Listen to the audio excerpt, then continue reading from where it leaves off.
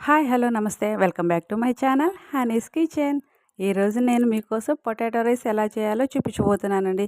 ఎటువంటి మసాలాలు వాడకుండా ఎండకి సింపుల్గా చేసుకోగలిగే పొటాటో రైస్ నేను మీకు చూపించబోతున్నాను. లంచ్ బాక్సెస్కి అయితే ఇది చాలా సింపుల్ అండ్ చాలా ఈజీగా చేసేసుకోవచ్చు. ఓకే ఫ్రెండ్స్, ఇక మనమైతే ప్రాసెస్లోకి వెళ్ళిపోదాం.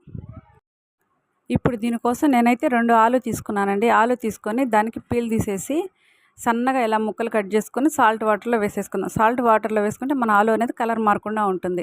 ఇప్పుడు ఒక మందపాటి బాండీ పెట్టి దాంట్లో 1 టేబుల్ స్పూన్ వరకు ఆయిల్ వేసుకుందాం. ఆయిల్ వేడైన తర్వాత ఒక 2-3 వెల్లుల్లి రెబ్బలు, అలాగే చిటికెడంత ఆవాలు, కొంచెం అంత జీలకర్ర వేసుకోండి. జీలకర్ర ఎక్కువైతే చేదు వస్తుంది. అలాగే కరివేపాకు, ఇవి 3 లైట్గా కొంచెం ఫ్రై అయితే చాలండి. ఇప్పుడు దీంట్లో మనము ముందుగా కట్ చేసుకున్న ఆలుని స్ట్రైన్ చేసి దీంట్లో వేసేసుకుందాం. వాటర్ అనేది ఒక డ్రాప్ కూడా లేకుండా చూసుకోండి, లేదంటే ఆలు అనేది మెత్తబడిపోతుంది. మెత్తబడకుండా మనం ఇలాగానే వేసుకుంటే బాగా క్రంచీగా తగులుతూ పళ్ళకి చాలా టేస్టీగా ఉంటుంది ఫ్రెండ్స్. ఒక్కసారి ట్రై చేయండి. ఇప్పుడు దీన్ని ఇలాగే మనం ఒక 5 మినిట్స్ పాటు ఇలా ఫ్రై చేసుకోవాలండి. మంట అనేది మీడియం టు స్లో పెట్టుకోండి. లోలో పెట్టుకున్నంటేనే మనకి ఆలు అనేది బాగా లోపల వరకు ఫ్రై అవుతుంది.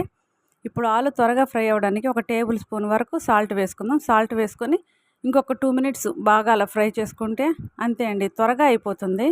ఇది లంచ్ బాక్సెస్కి చాలా ఈజీగా చేసుకోవచ్చండి. ఒక్కసారి ట్రై చేయండి. ఎటువంటి మసాలాలు అనేవి ఇందులో మనం వేయము, చాలా సింపుల్గా అయిపోతుంది. చూడండి, ఆలు అనేది ఆల్మోస్ట్ ఆల్ కుక్ అయిపోయింది. ఈ టైం లేనప్పుడు జస్ట్ 5 to 10 మినిట్స్లో మనం దీన్ని రెడీ చేసేసుకోవచ్చు. ఇప్పుడు ఆలు కొంచెం ఫ్రై అయిన తర్వాత చిటికెడంత పసుపు, అలాగే ఒక పావు స్పూన్ కానీ హాఫ్ స్పూన్ కానీ మీకు స్పైసీని బట్టి మీరు కారం వేసుకోవచ్చండి. వేసుకొని మొత్తం అంతా ఒకసారి బాగా కలిపేసుకుందాము. చాలా సింపుల్గా చేసేసుకోవచ్చండి. లంచ్ బాక్సెస్ పిల్లలకు కానీ అయితే చాలా ఇష్టంగా తింటారు. చూడండి, మన ఆలు ఫ్రై అనేది ఆల్మోస్ట్ ఆల్ రెడీ అయిపోయింది. చూసారు కదా, మొత్తం అంతా ఒకసారి మళ్ళీ కలిపేసుకొని మనకి ఎంతైతే రైస్ పడుతుందో అంత వేసుకోండి. ఒక మనిషికి అయితే ఇది చాలా బాగా సరిపోతుందండి. చూడండి, వేసుకొని మొత్తం అంతా ఒకసారి కలుపుకుంటే మన ఆలు ఫ్రై అనేది చాలా ఈజీగా రెడీ అయిపోయింది. అలాగే మన ఆలు ఫ్రై రైస్ అనేది కూడా ఈజీగా రెడీ అయిపోతుంది. దీని టేస్ట్ అయితే చాలా బాగుంటుంది. ఒక్కసారి మీరు కూడా మీ ఇంట్లో ట్రై చేయండి. చాలా సింపుల్గా చేసేసుకోవచ్చు.